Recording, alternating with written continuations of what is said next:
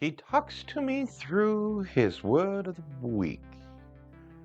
Those are my instructions. He is guiding me to my best path. I have to pay close attention, though. Sometimes I mess up. He knows more than me. He is smarter. If he wasn't smarter, then how could he give me the words? The people just think it is for fun and engagement. I know what he means by engagement. He wants me to look through the comments. These will help me find the path to the Nevermore. This fabled Nevermore, the inner council, the enlightened ones, the little raven by their name. They know they have followed the path. Recently, they have been swelling in ranks, which is good. That makes the instructions clearer. They refine the word. Mark here with Neon Bard. This is a story called For Raven. It's one that I wrote for another YouTuber, As the Raven Dreams. They happened to read fiction that was sent to them on their Raven Pasta channel. I was lucky enough that they read it on their channel, and I thought I would give my own narration to it. Thank you for checking it out, and if you like it, please give it that thumbs up. If you want more, subscribe. I plan on doing more. What the hell is this? The detective looked up from reading the notebook. I don't know. Seems some kind of rant. The last page is the most telling. These words came from a crime scene investigator. The man seemed to have dropped it on his dash to get out. Who's this Raven? What does he mean, the word of the week? Or the Nevermore? The detective was staring at the last page with the writing on it. Maybe some kind of cult? Or just some ramblings of a madman? I'll know more when I get it back to the lab. Detective Angel, may I have that back? I need to bag and enter it. Yeah. Hey, are you going to make it to Larry's party tonight? The crime scene investigator shook his head no. All right, well, I hear it's going to be a banger. Detective Angel was an older man, average height, had a nasty scar on his right cheek. He had an e-cigar in his mouth, just chewing on it. All right, I'll go see what the uniforms have for me. Nick Angel was a homicide detective. He was entertaining the idea of retiring. He hadn't told anyone yet, but he wasn't sure if he was cut out for this anymore. If he didn't retire, he was going to be transferring to cold cases or something that was less active. These new crazies were just so different than what he was used to. They just left the evidence on their social media, just posted for the world to see. Made convicting them so much easier. If you knew where to look, anyway. He felt like he was going to get swamped, though. Inside, the investigator, Chuck Napier, was scanning the scene. It seemed there was some kind of struggle. The chair was knocked over. That wasn't easy. It was an office chair with the wide base. The keyboard was knocked askew, like the victim had been at the computer when they were attacked. Chuck decided to wiggle the mouse to see if the monitor would come on. And on the screen was a YouTube channel. The video had ended and just a grid of thumbnails was showing. Last video was some Reddit narrator. Creepypasta kind of stuff. Chuck looked at the bottom of the page, looking for the title of the video. Glitch in the Matrix Stories by As the Raven Dreams. Hey, Uni, go get Detective Angel. Tell him I found something. Detective Angel walked into the room holding an honest-to-God flip notebook. So what do you got? Did the killer leave us a message on the computer? He gestured towards the screen. On it was a raven, on the top left with As the Raven Dreams in text, all on a purple background. Under the banner was a list of various playlists. The top one was named True Glitch in the Matrix Collections. Well, I think I found a raven. Some YouTube personality. They read true stories from Reddit, some that are even sent to them. Maybe our killer has contacted them. At worst, we might want to warn him. Yeah, not a bad idea. These guys get some real crazies, though. But it might narrow our search. Detective Angel scanned the screen. He clicked on a video at random. It started. Listened for a minute before he started to skip around the video.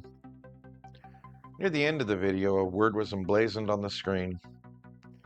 Narrator was talking about the word of the week, and that week it was Foster. Hey, that kind of tickles something. Chuck made a few taps on a tablet, read off the information. Yeah, a few months back, someone died, fostered animals. It was pretty ambiguous on whether it was foul play or not. Well, we thought there might be something more to it. Things didn't add up, but there wasn't a lead to go on. Even the coroner left it open-ended. Trail went cold, so we had to shelve it. My gut says this might mean something.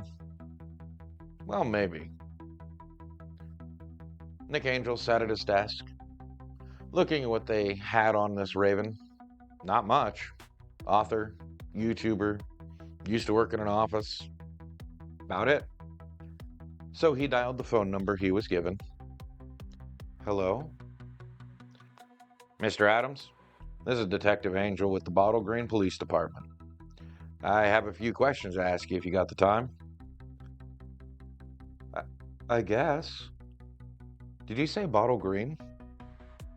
Yeah, up here in the Idaho Panhandle. We had a mysterious death and what we think it might be linked to your, well, I'm sorry to say, your YouTube channel.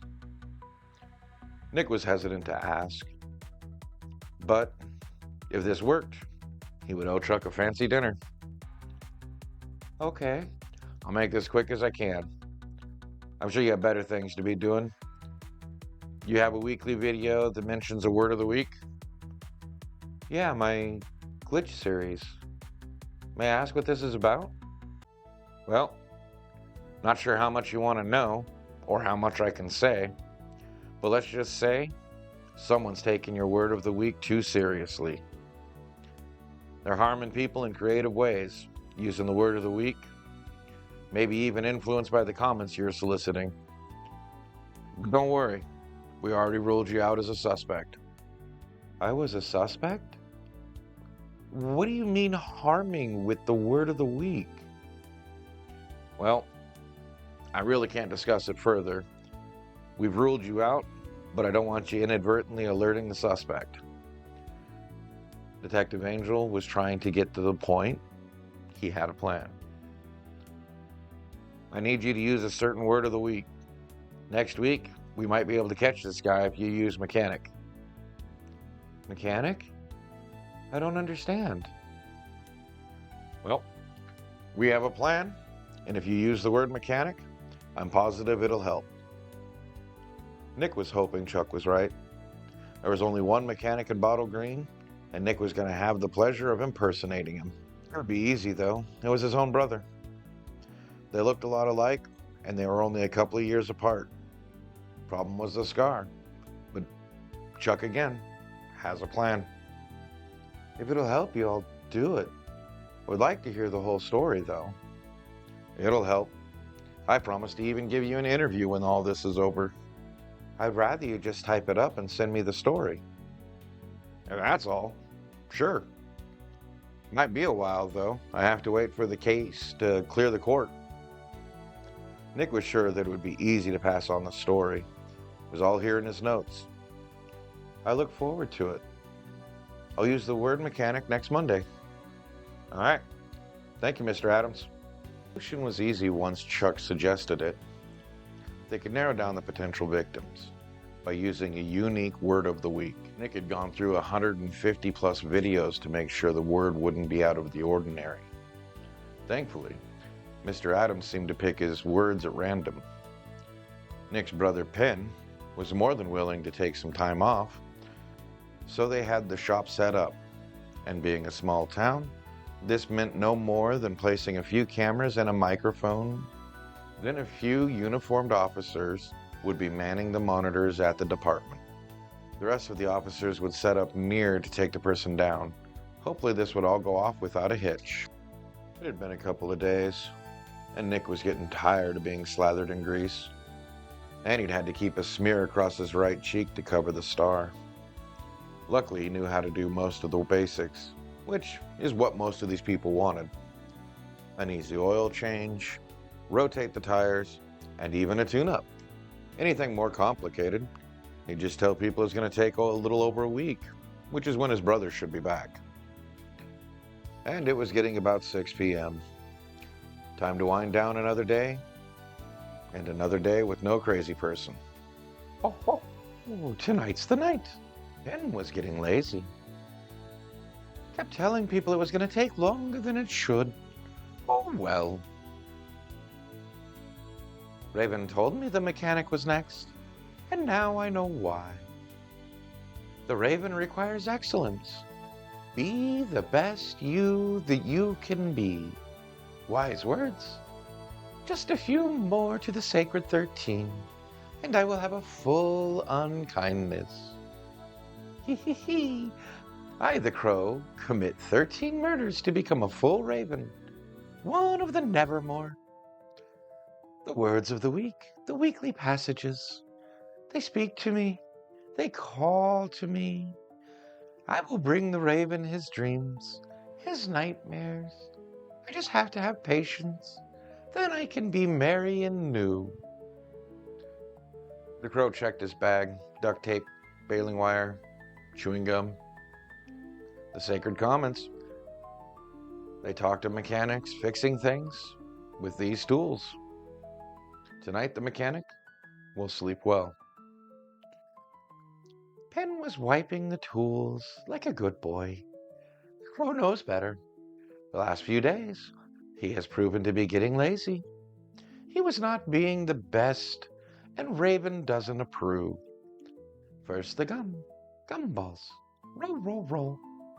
A clattering of gumballs bouncing across the concrete. Penn turns to the sound, stepping on the gumballs. They crush under his step. No roll. It's fine. The duct tape will do. The Crow strides up from the shadows. A cloak of feathers fluttering around his body. He pulls the tape taut and slaps it across Penn's mouth. A muffled huff is heard.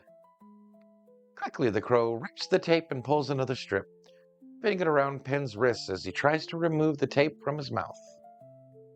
Dropping to one knee, the Crow slings another strip around his legs, violently pulling them together. Penn loses his balance and starts to fall. The Crow helps him to the floor, making sure that Penn's face is down. The Crow straddles Penn, pulling baling wire from his wrist and wrapping it around his neck. Freeze! Hands off the man. Oh, no, you can't be here. The Raven won't like this. He only wants the best. The Crow cranes his neck to look at the officer. There's a bird-like quality to the maneuver. Practiced even. Get up. Off the man. The officer steps up into the light, gun pointed at the Crow. Officer Billy! Shame! The Raven didn't warn me you would be here. He is normally so meticulous. Oh well, I guess I should do as you say. The Crow stood with his hands raised. If the Raven didn't tell him about the officer, it must be part of the plan. I will be a good Crow. Nick, you okay? Billy was slowly walking toward, pulling his cuffs from his duty belt. Suddenly his feet slipped out from underneath of him and he fell backwards. The gumballs thrown about. Oh, the Raven provides, the Crow said as he darted towards the officer. The Raven told me to bring the gumballs. They did not work upon the mechanic, but they worked upon Billy. The Crow kneeled down by the officer and checked him out. Out cold, but alive. Sleep well. Brian Fields? Is that you under that crap? Nick was on his feet, pointing his gun at the Crow. Mechanics don't use guns. You are a bad wrench monkey. This is why the Raven called me to you. The Crow was glaring at Penn with his head cocked to one side. I ain't no mechanic. I'm Detective Angel. Oh, no. The Raven called me to the mechanic. Your brother. Ah, this is why you've been so lazy. This is why you have not been the best you. Because you weren't you. Bad officer. You should be hunting bad guys like me. The Crow. The Crow, or Ryan, bobbled his head at Nick. Ryan, what is wrong with you? You've hurt people. Why? Nick couldn't believe his eyes. Before tonight, Ryan was just a kid, just got his AA from the local community college, and was supposed to be on his way to Boise State. I was called. The Raven called. He gave me words. He gave me engagement. His unkindness nurtured me. I was called to be the best I could be.